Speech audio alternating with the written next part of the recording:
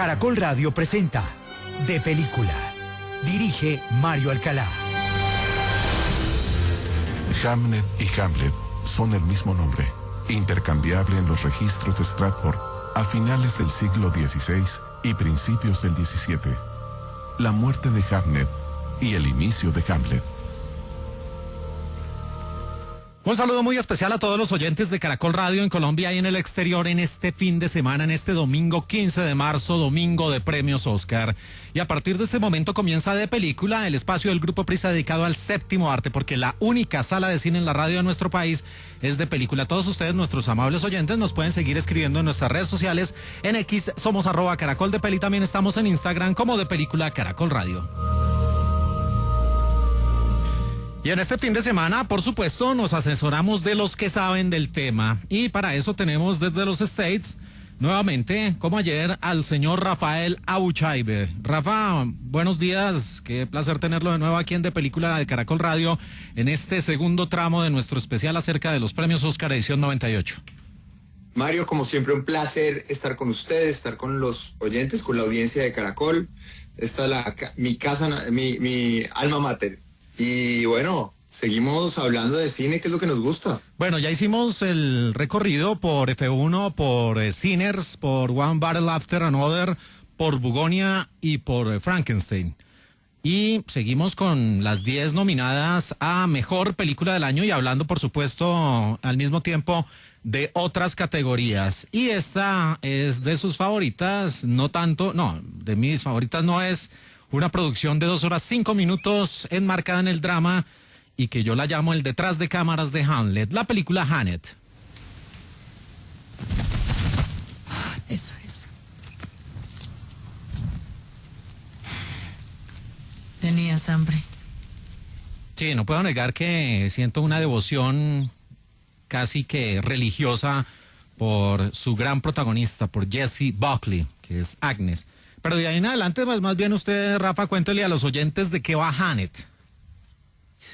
Es una adaptación de un libro en el que se cuenta la historia de la tragedia que inspira Hamlet, la gran obra maestra de William Shakespeare. Y básicamente es una historia de pérdida de una pareja que tiene la difícil tragedia de enfrentar la pérdida de un hijo.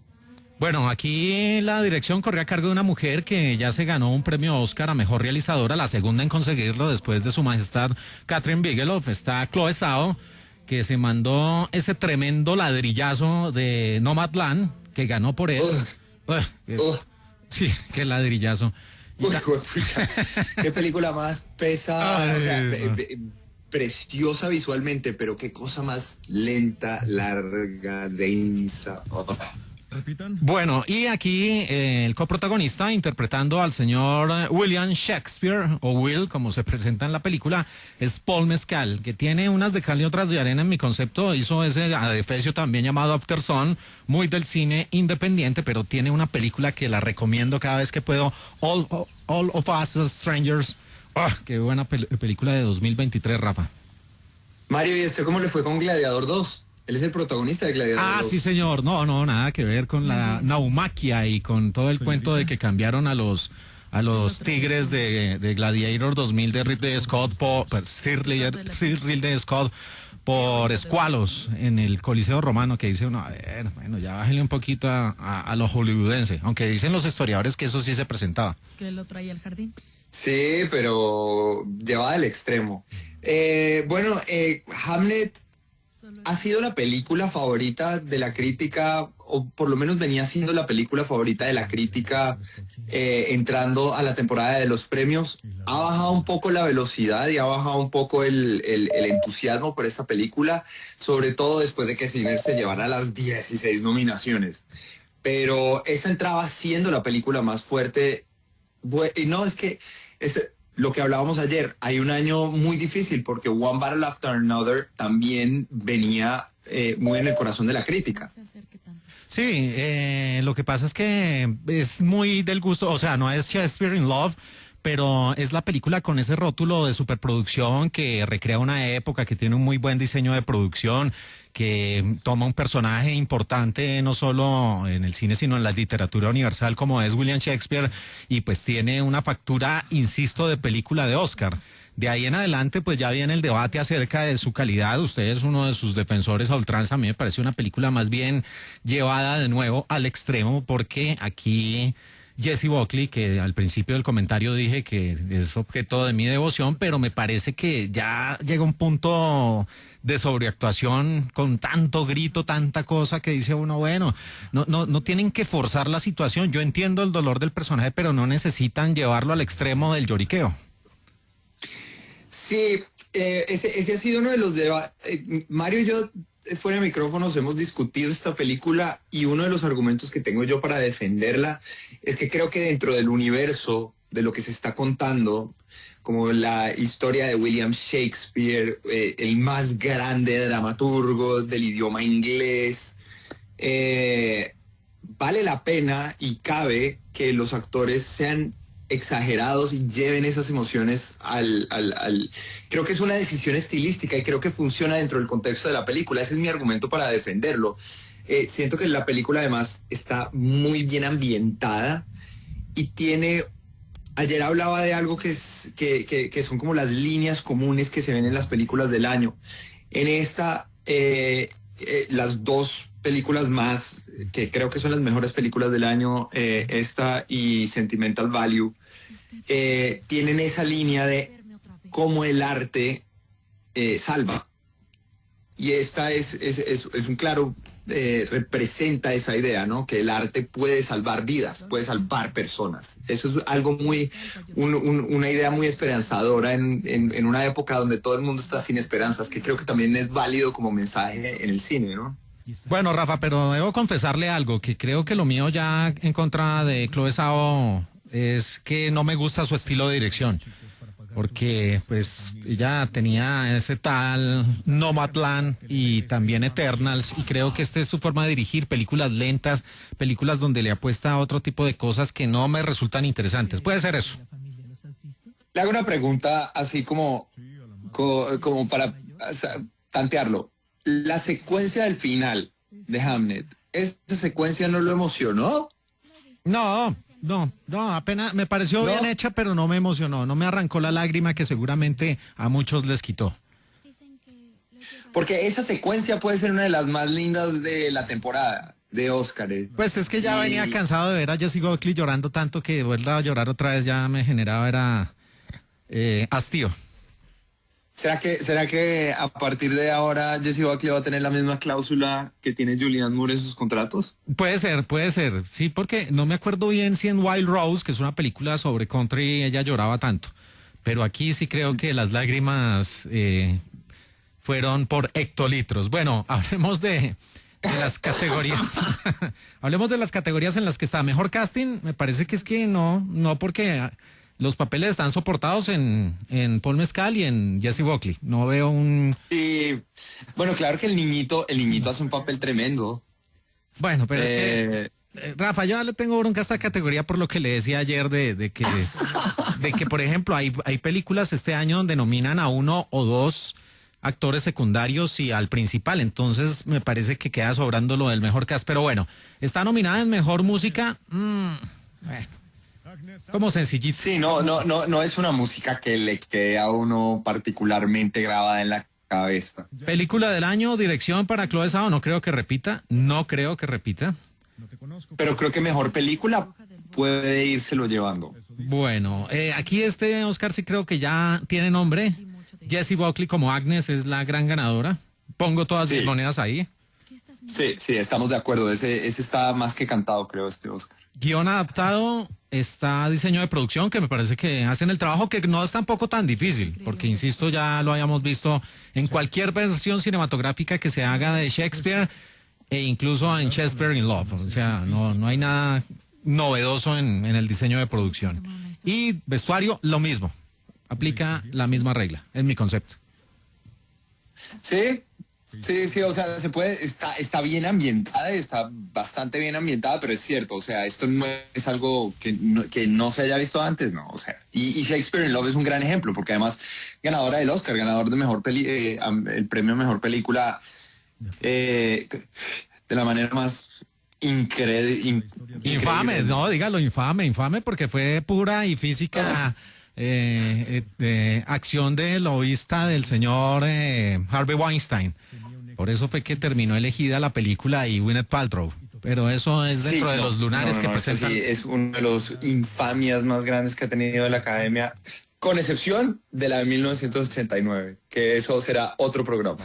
Bueno, estos sonidos pertenecen a Hanet, otra de las nominadas con 9 en total. Se movían al ritmo de su música. Y Orfeo se enamoró de una hermosa ninfa Eurídice.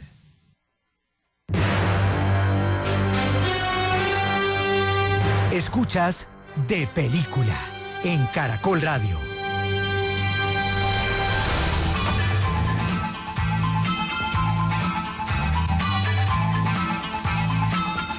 Señora Marianne. ¿Tienes los 9 y medio? Sí, tiene mucha suerte. Ay, qué emoción. Los últimos, veamos sus hermosos pies. Qué bonito.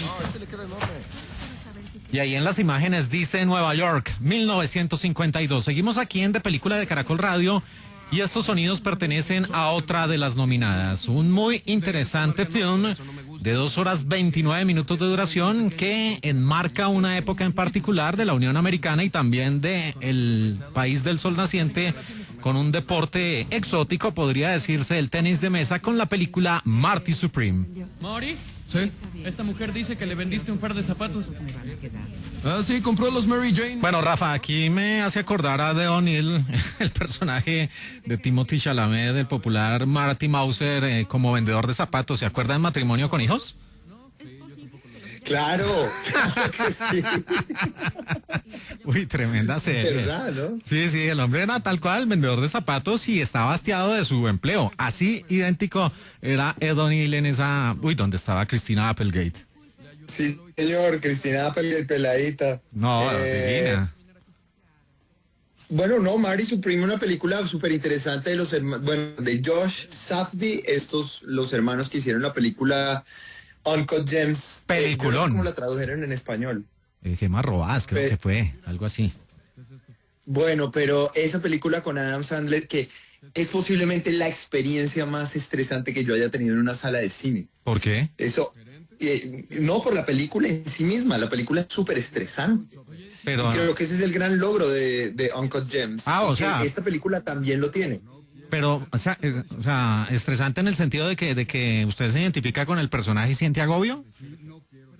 No, de que el ritmo de la película es tan frenético. Ah, ok. Y usted se angustia tanto con lo que está viendo el personaje que usted se estresa. O sea, es una película estresante.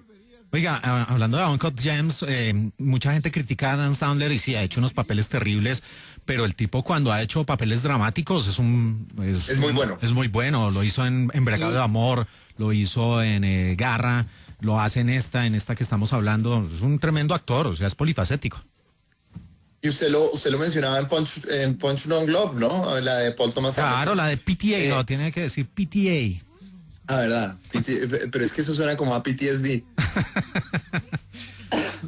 Bueno, el caso es que Marty Supreme es una película sobre hasta dónde puede llegar una persona por alcanzar el éxito. Creo que esa es como la mejor manera de resumirla, ¿no? Es que yo veo a este tipo, a Marty Mauser, como un Leonardo DiCaprio en Catch Me If You Can, como un Matt Damon en El talentoso señor Ripley, que es un personaje tan bien logrado que empieza usted a generarle una serie de sentimientos, de animadversión, de solidaridad, de odio, de repudio, pero usted no lo deja indiferente y eso es el gran valor que tiene una actuación.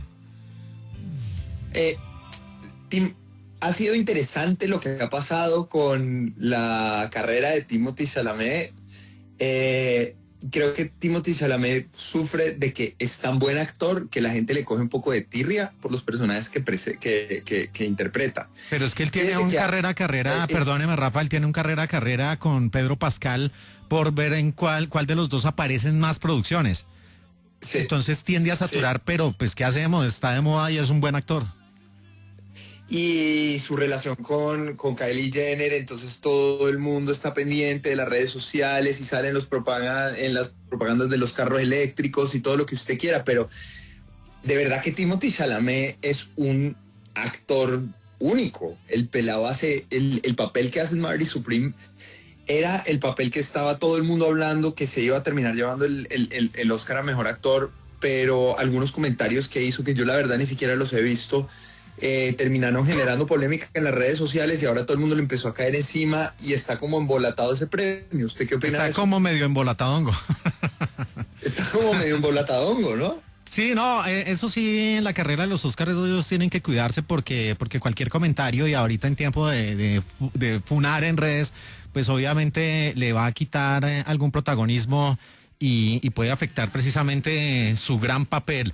Pero Rafa, una de las cosas que me llamó mucho la atención de Marty Supreme, además del tema, de la ambientación, de todo lo que tiene, es que yo me esperaba otro tipo de película. Yo me esperaba un biopic de un tipo que le fue bien en el ping pong, en el tenis de mesa, pero esta película tiene una cantidad de capas, una cantidad de historias y aparece una mujer, Rafa, no sé si usted la sintió así. Hay una serie que se llama I Love LA, que está en HBO, y donde está una actriz fascinante, se llama Odessa Azion, ella aquí interpreta a Rachel Misler.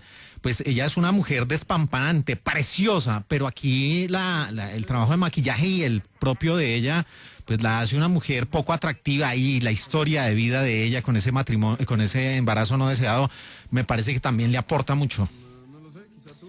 Mario, esta es una adaptación, es una adaptación no fiel a la vida de una persona que existió en la vida real, pero en ese hacerla no fiel, en ese de darle pie a la creatividad, aparecen unos elementos muy, muy interesantes. La secuencia final es divertidísima y sí es interesante esas reflexiones que lo pone que lo enfrenta a uno el arte, y yo creo que por eso le genera tanta incomodidad a esta película a mucha gente, y es mucha gente no está dispuesta a hacer ese tipo de cosas por llegar a la cima, ¿no? Y yo creo que la película le genera a uno esa pregunta, como ¿quiénes son los que están en la cima? ¿Quiénes son las personas que son el número uno? ¿Qué han tenido que estar dispuestos a hacer para llegar allá? Claro, Rafa, y usted toca un punto muy importante. No es fiel y ese es su gran valor, porque si hubiera sido un biopic plano, pues obviamente seguramente hubiera registrado hechos y ya. Pero es que, insisto, esta película se va más allá y entonces habla de muchas situaciones, de la codicia, de la ambición, de la falta de escrúpulos del protagonista, pero finalmente el tipo empieza a hacer unas cosas que uno dice, oiga, no se queda varado por nada. La escena de la bañera es impresionante. Hay una escena fuerte para los dog lovers donde un pobre perro lleva el bulto. Pero es que tiene muchas cosas y no se siente larga a pesar de ser de 2 horas y media de duración. Por el mismo estilo de los Safdie, ¿no? Es un estilo donde lo frenético está al frente y es como rápido, cortes rápidos y una sensación de tensión constante. Que creo que es una firma de los Safdie y que les funciona muy bien y que lo ejecutan muy bien. No es tan marcada y no es tan estresante esta película como Uncut Gems, pero tiene un efecto creo que más profundo por eso mismo, porque no, pucha, de verdad, aguantarse Uncut Gems es difícil.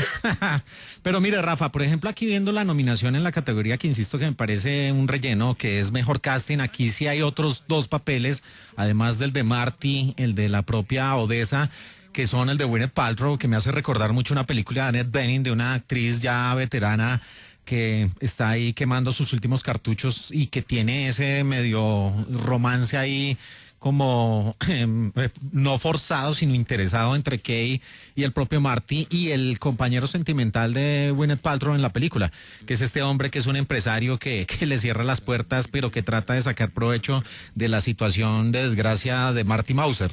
Así que por este lado sí me parece un cast que el resto de personajes, los secundarios, incluso bueno, un tremendo hombre de la música y de los medios, Tyler, the Creator, también como Wally, aporta. En esta categoría me parece que sí tiene un fuerte reparto más allá del papelazo que se hace. Y aprovechemos para hablar, ya hemos hablado de varios de los nominados. No, bueno, la hablamos al final, ¿no? Pero de los nominados a Mejor Actor. ¿Cómo el premio de Chalamet? ¿Será que todavía está opcionado o no? Pues si las declaraciones fueron así de fuertes, pues yo creo que no. Y además estamos en época de insisto, de darle gusto e ir en contra del numeral Oscar So White, que sigue marcando la tendencia de los premios Oscar. Entonces creo que este va a ser el año de Sinners y va a ser el año de Michael B. Jordan. Además que Sí, ya él ha sabe hecho que estoy carrera. de acuerdo con usted, creo que es la decisión salomónica en el premio de Mejor Actor, porque a DiCaprio no se lo puede volver a dar. No es fuerte ahí. Bueno, ¿quién más está? No, pues está el señor Ethan Hawke, por esa película que resulta estresante en el sentido de que es una producción que ocurre en un solo espacio, que es acerca de un compositor, Lawrence Hart, en la cinta Blue Moon. Entonces, pero no, es de los menos fuertes. DiCaprio no va a ser.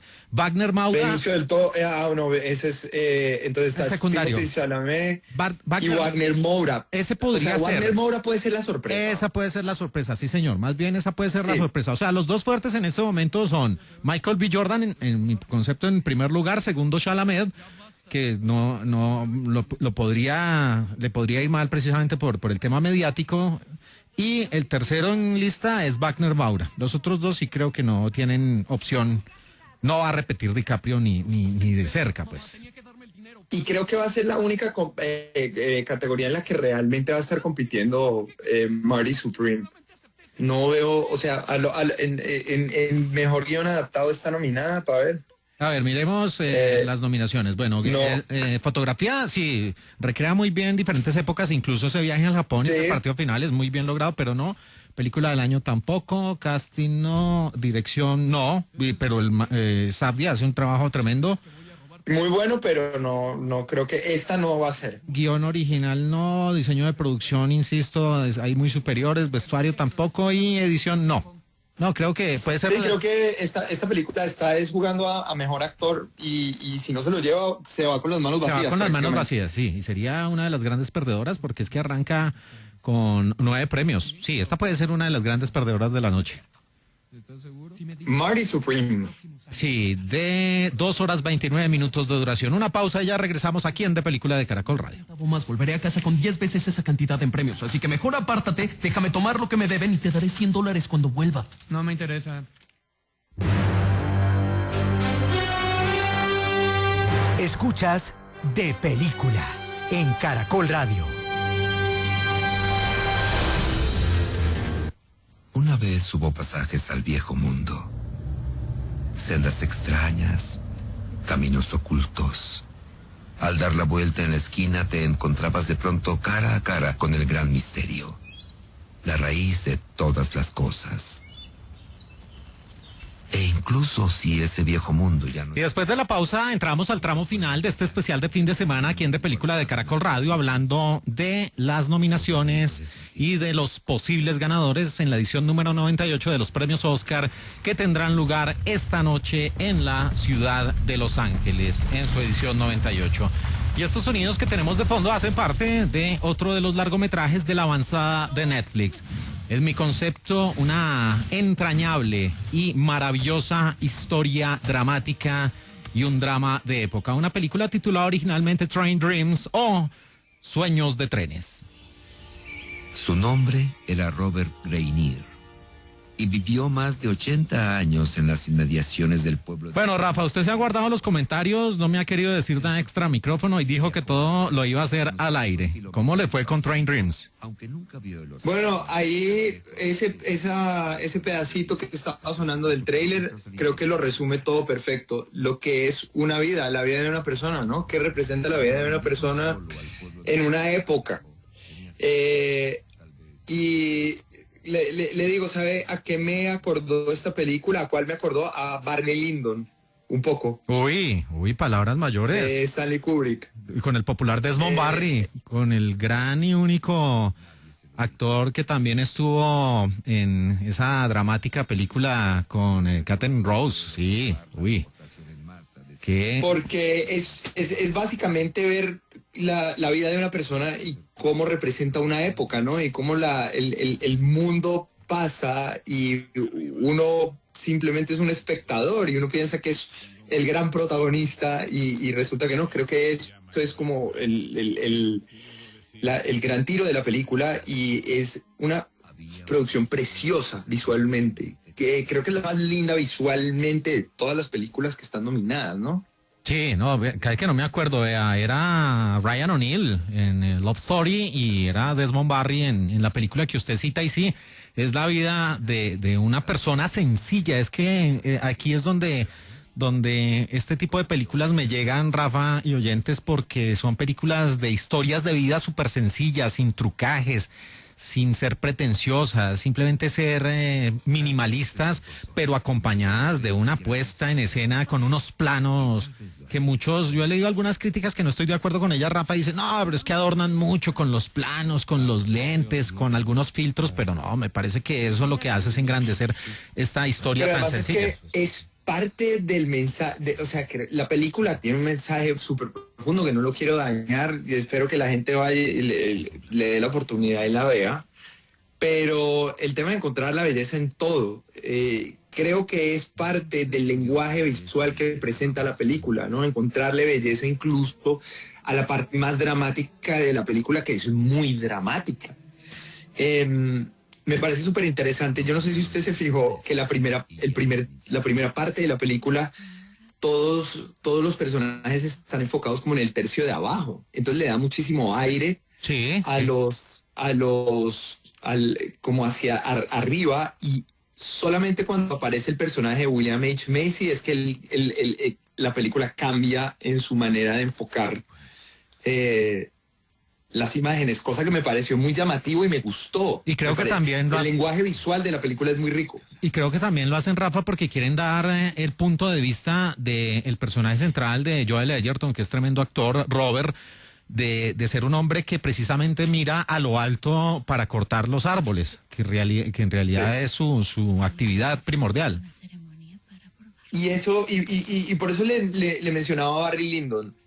Es el fin de una era, ¿no? Él está viviendo el fin de una era, el personaje de Train Dreams, y es la era en la que Estados Unidos se empezó a expandir hacia el oeste, se terminó de expandir hacia el oeste, porque él está viviendo los últimos años del siglo XIX y los primeros del XX.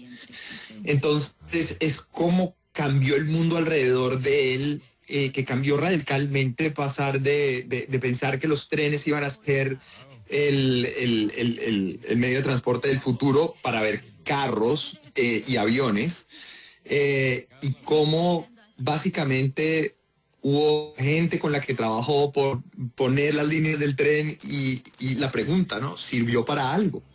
Y a eso súmele, Rafa, que usted y yo que hemos tenido muchos reveses en el amor, esta resulta siendo una historia de esas evocadoras, entrañables, que llegan al alma literalmente, porque finalmente este hombre, de una forma, insisto, como es el tono de la película minimalista, encuentra a la que es el amor de su vida. Y no se necesita ser grandilocuente como otras producciones que los muestran a ellos corriendo, cogidos de la mano en la playa o teniendo escenas de sexo o nada, sino es simplemente un alma gemela, una persona encontrando a su complemento universal, y aquí interpretada por una Felicity Jones que no aparece mucho en pantalla, pero en los momentos en que lo hace le da todo el complemento necesario a la historia de vida de Robert. A mí lo único con esta película, lo único que me quedó, que creo que por lo cual no tiene la suficiente fuerza para hacer como, digamos, mejor película del año, eso, es que es demasiado, la película lo lleva a uno mucho de la mano, le cuenta a uno mucho. Creo que el recurso del narrador me parece que sobra, pudieron haber mostrado más, y el narrador es llevar mucho de la mano, y es un poco esa estrategia de Netflix de, como la gente está viendo las películas en la casa y las está viendo en el teléfono, usted tiene que explicarles todo. La doble pantalla. Sí. La doble pantalla le está haciendo un daño al cine. Creo que eso le hace daño a la película. No, y al cine en general. Mire una de las cosas que pasaba recientemente en Netflix, precisamente con la película de Matt Damon y Ben Affleck, que se presentó como El Botín, que tiene a Sasha Calle, a Catalina Sandino Moreno y eso. Decían, mire, no es una mala película, pero la sobreexplicación por el tema de combatir la doble pantalla la mató. Y eso es lo que está pasando con Netflix. Le está quitando ese poder al espectador, a las audiencias, de disfrutar la película, de atar caos, de elaborar teorías, y cuando se la dan todo masticadito, ahí sí usted tiene toda la razón, pues le quitan la gran fuerza que puede tener un largometraje, y esta no es la excepción. Sí, imagínese esta película sin narrador, ¿no? Sí, hay voces en off que son innecesarias y que van en detrimento del filme. Sí, y un poco lo que decía Orson Welles o sea, o Kubrick, creo que era como, a mí no me interesa, a mí me interesa que la gente se quede con preguntas, no con respuestas. Lo mismo porque lo decía si le doy las respuestas, no hice nada. Pero si la gente se queda con preguntas, se queda y hace interpretaciones, ahí hice yo mi trabajo como cineasta. No, pues el gran precursor de eso también era David Lynch. El hombre decía, no, yo a la gente la tengo que poner a pensar. O sea, yo pongo los elementos ahí, pero ellos tienen que elaborar una y mil teorías, y entre más enrevesada sea la película, mejor para mí. Sí, señor. Y eso es lo único que mata Train Dreams, porque el resto es una película preciosa y creo que tiene un mensaje. Bueno, hablando de lo que estábamos hablando, ¿no? Como que esas líneas, el mensaje de la esperanza, esta es una de esas que lleva mensaje de esperanza y que creo que vale la pena ver. Uy, hay dos secuencias de esta película, la del incendio, la secuencia es devastadora, y la de la golpiza que le pegan a un actor que es de mi gusto, el popular Clifton Collins Jr., que estuvo en The Last Castle con el popular Robert Redford. Aquí esa escena es fuerte también, que muestra un poco la supremacía blanca en la Unión Americana en cualquier época de la historia. Muchos años. Mario, ¿y qué hacemos para montarnos en una de esas avionetas, hermano? Uy, sí, toca. Me tienen antojado desde Misión Imposible. Toca hacer la tarea. Mire, bueno, cinematografía me parece contendiente fuerte, porque sí, es una película esmerada, cuidadísima.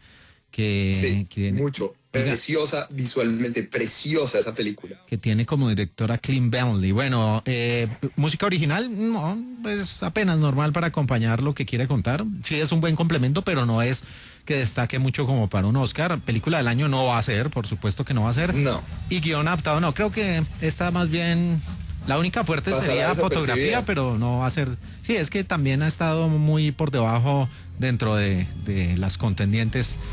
Y no pero ha tenido... bueno, también a ver si Netflix se pone las pilas y deja de agacharle tanto la cabeza al público y hace cosas y perdón la palabra, funcionó con K-Pop Demon Hunters, ¿no? Sí, y perdóneme la palabra, y de joder, pues que la gente saque sus propias conclusiones, pero que no se preocupen por el tema de los celulares. Eso no es problema de ellos hagan películas.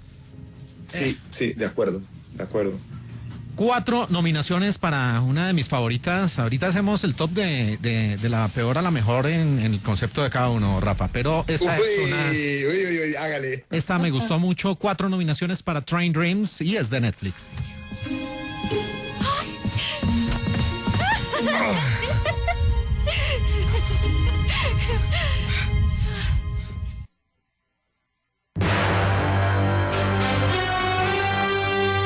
Escuchas De Película en Caracol Radio.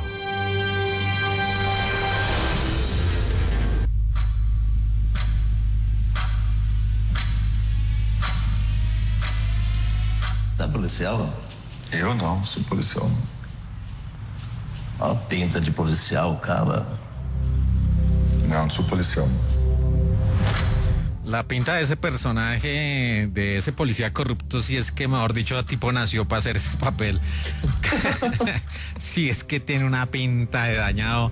Y estos sonidos pertenecen a otra de las nominadas y hacen parte de la avanzada extranjera, junto con Sentimental Value, en esta edición 98 de los premios Oscar, en el apartado de mejor filme del año. El largometraje de 2 horas 41 minutos de duración, excesivamente largo, lástima. Agente Secreto.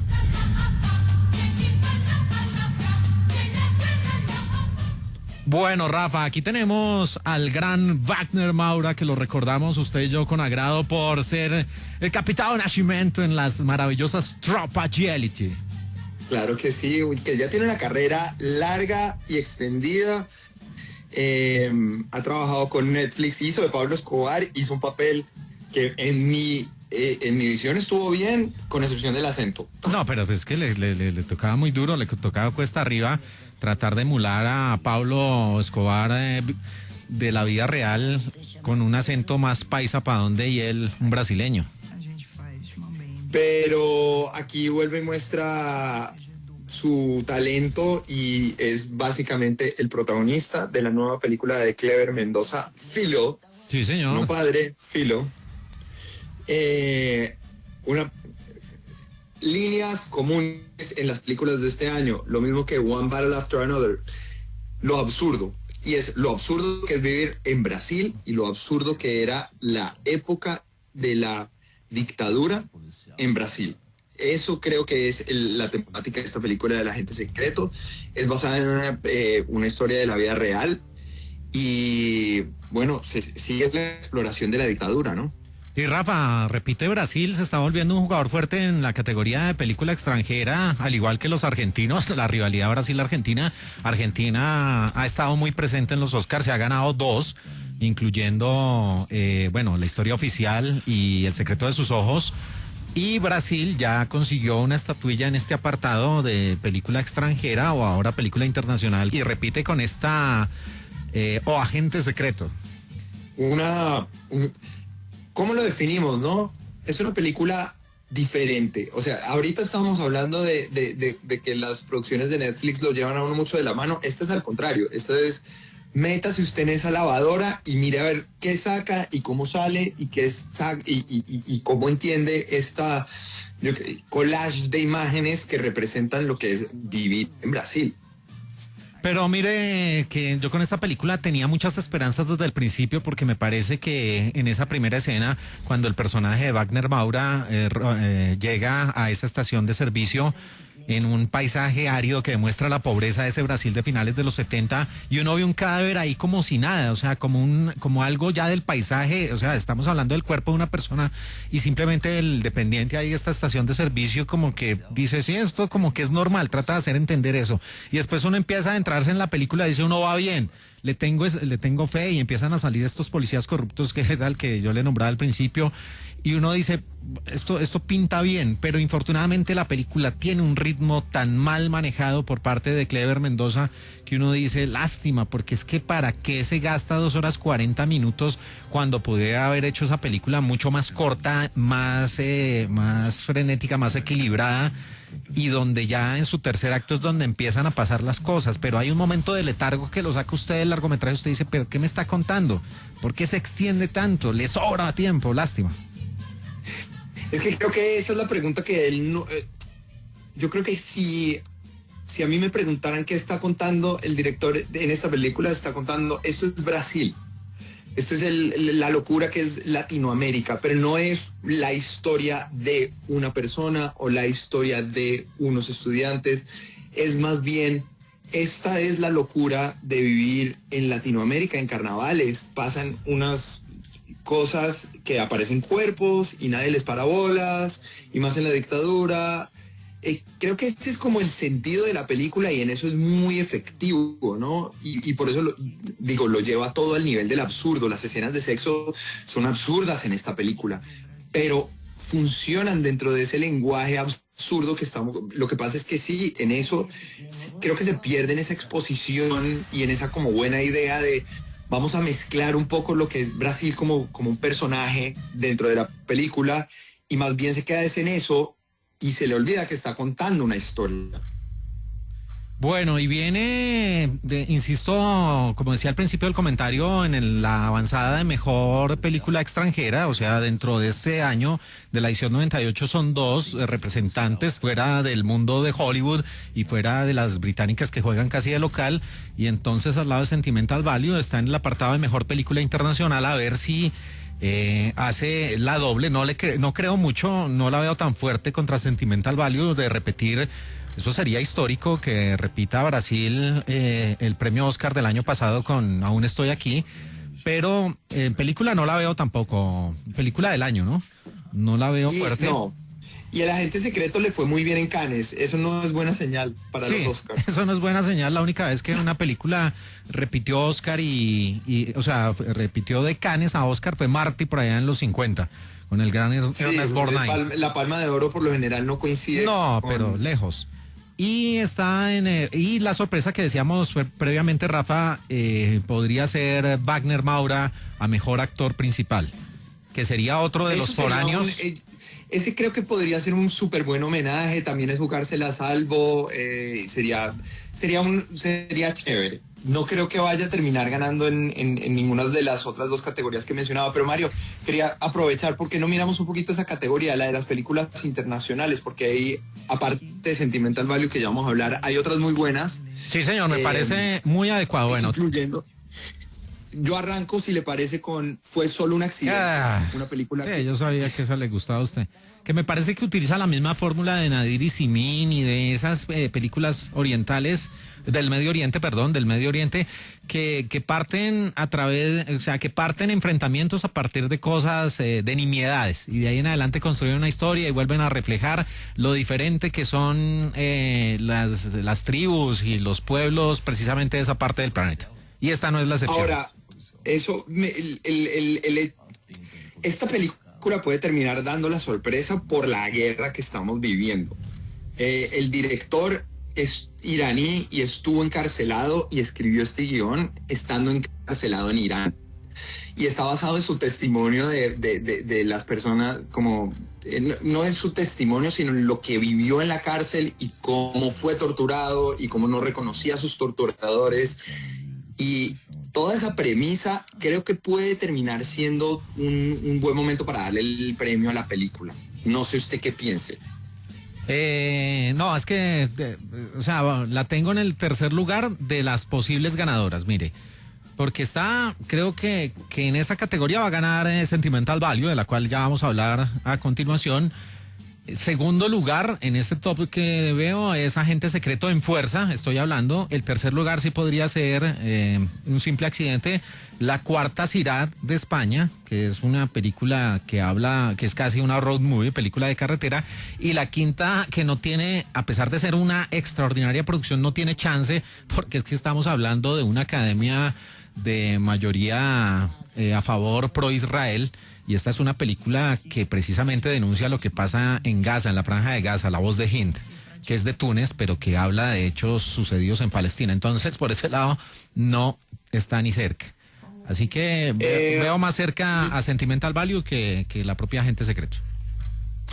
Estoy mirando acá porque me parece, tengo la pregunta sobre si Sentimental Value podría ganar, o sea, podría ser lo que hizo Parasite, ganar en internacional y en mejor película. Ojalá, pero no creo que vaya a pasar. Eso tiene nombre y es One Battle After Another, de mejor película del año en el concepto de este humilde servidor. Vamos a ver, pero bueno, en esta categoría de películas internacionales, El Agente Secreto, una muy buena película muy interesante que sí, se pierde en la mitad. Y bueno, usted al final, ¿qué? ¿La recomiendo o no la recomiendo? No la recomiendo porque es una película sin ritmo y eso es terrible para una producción. O sea, usted se puede aburrir fácilmente y cuando usted se sale de una película pierde el año. Y esto lo consigue por su exagerada duración. Tiene unas escenas muy, muy bien logradas, pero en su conjunto me parece que el ritmo le quita ese poder que hubiera tenido. Una experiencia interesante, me pareció a mí más bien, pero sí, toca entrar con la cabeza abierta y no desesperarse porque difícil, no es fácil y no es una película como masticada como las que estamos hablando antes. Bueno, y dejamos lo mejor para el final, esto es Agente Secreto. Aqui a gente faz mambembe, jeitinho brasileiro.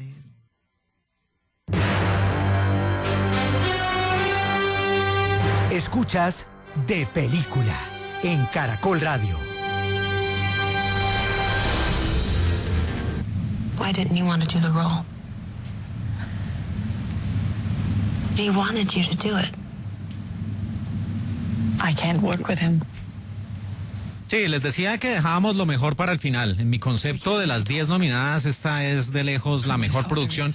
E incluso le decía yo extra micrófono a Rafa y a muchas de las personas con las que hablo de cine que Joaquín Trier, el director, tiene una película absolutamente superior que también estuvo nominada en su tiempo, La peor persona del mundo. Pero esta es una maravillosa cinta en medio del drama y que habla de muchos asuntos, el teatro, la televisión, es un detrás de cámaras de la vida de un director, pero también habla del suicidio. Sentimental Value. Bueno, Rafa, creo que esta sí tenemos una comunión acerca de su grandeza de esta película. Sí, de acuerdo. Volviendo a los temas recurrentes en las películas de este año, esta es el arte como salvación. En este caso, la salvación de una relación de un padre y una hija. Una película noruega y que explora eso, las dificultades en la comunicación. Y lo más lindo de esta película es la perspectiva desde la que lo cuenta, ¿no? La perspectiva no es de ninguno de los personajes, la perspectiva es la de la casa en la que crecen. Sí, y es que cada personaje tiene una riqueza porque Stellan Skarsgård, que se faja tremendo papelazo, es ese director venido a menos que incluso ahí le hace le manda un viaje a Netflix con el tema de la doble pantalla en una rueda de prensa. Está la actriz europea, bueno, norteamericana en este caso, perdón, que es la gran diva, pero que quiere navegar los terrenos del cine independiente, que es Rachel Kemp, interpretada por la maravillosa Elle Fanning, y este par de hermanas, las Borg, con dos tremendas actrices, Renate Reinsve, que se manda un papelazo, y una actriz llamada Inga Ipsdotter Lilias. Así que aquí también, miren, no necesita el cuento del mejor casting para ver que todos los actores funcionan y cada quien recibe su nominación. Aquí se puede ir al mejor casting fácilmente, ese Oscar. Ojalá. Aquí funciona. Esta es, todo el mundo hace un gran papel. Y lo vi bien con su noruego, Mario. Lo felicito. Uy, debe ser me sorprendió ahí. Debe ser porque el fútbol noruego está de moda. Iba a quedarse colgado, pero no. Fue derechito y al punto. Debe ser porque el fútbol noruego está de moda con el Bodo y con el gran Haaland en la selección noruega. Bueno, yo creo, Rafa, que aquí la gran apuesta, y creo que no se va con las manos vacías, primero por película internacional. Creo que ese premio debe ser para Sentimental Value. Sí, y lo hablábamos, ¿no?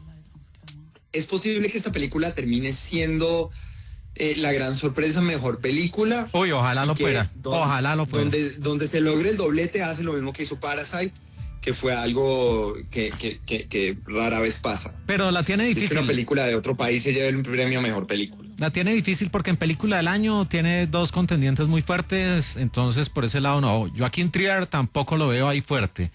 Más bien en el campo de las actrices, de pronto por ahí, no, es que tampoco en las secundarias, porque lo de Teyana Taylor es muy fuerte. De pronto es Skarsgård. Sí. Yo sí creo que le van a dar el Oscar. Creo que es el Oscar. Creo que es más que necesario. Serían dos premios, el Fanning no lo va a ganar, tampoco Inga. Guión original de pronto podría arañarlo por ahí, y edición tampoco. Sí, de nuevo, ¿no? Lo que le digo, esa parte, esa idea de tener que la perspectiva de la historia sea la de la casa, es muy original. Uy, con ese final, hágame el favor, el final. Y como le dan la vuelta, de verdad, ese es un elemento que no se pierde. La casa termina siendo uno de los personajes. No, pues principales de la película. Es que está en el final. O sea, llega uno y dice, ¿cómo? Uy, me la cambiaron. Resulta siendo la cereza que le falta al pastel.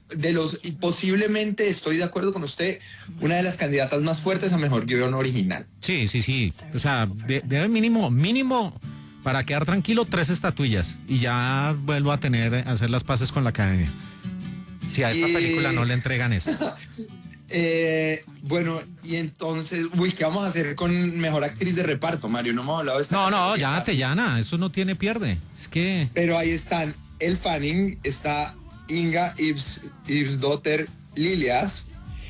No hemos hablado de Weapons, que hablamos aquí Ay, no, que no, está no, no, no, Amy no. Madigan. Oiga, qué personaje tan repulsivo y tan fastidioso. Entonces creen que por maquillar a una persona de una forma completamente repulsiva, con un personaje detestable, y la terminan nominando al Oscar, a la tía Gladys, de los personajes más lamentables que yo he visto, y ahí es donde uno dice, la locura es colectiva. ¿Cómo van a nominar a una Pero señora? Yo no amé a la tía Gladys. Yo la detesto, tía Gladys la me parece detesto. fantástica. No. La detesto. Y tomaron la misma no. fórmula de Long Legs cuando maquillaron de manera completamente repulsiva al señor Nicolas Cage para hacer esa película. Y entonces esa es la moda en el terror ahora, pues maquillajes completamente desabridos y sobreactuados, y con personajes que no les dan ningún contexto, sino simplemente los hacen ver horripilantes, y entonces ya les debe funcionar. Y esto peor, porque le dieron una nominación al Oscar. Qué tristeza.